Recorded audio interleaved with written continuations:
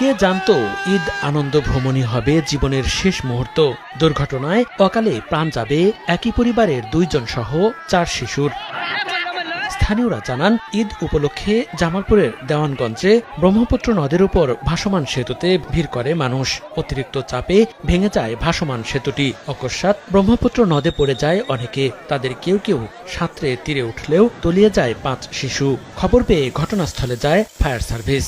স্থানীয়দের সহায়তায় 4 শিশুর মরদেহ উদ্ধার করা হয়। ওই পাশে পার্ক আছে, পার্কে যাওয়ার জন্য সবাই ডামের উপরে উঠছে। বেশি মানুষ হওয়াতে একবার বেশি উল্টে গেছে।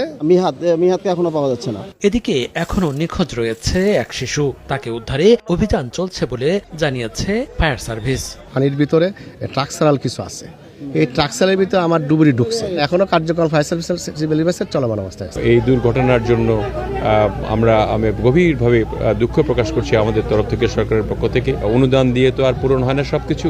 তারপরেও যদি অসচ্ছল পরিবার যেগুলি আছে তাদের অনুদানের একটা ব্যবস্থা আমি করে যাব। আমরা ইতিমধ্যেই একটা ব্রিজ করার জন্য পদক্ষেপ নেওয়ার জন্য আমরা প্রস্তুতি গ্রহণ করেছি এবং এখানে একটা স্থায়ী ব্রিজ নির্মাণ হবে।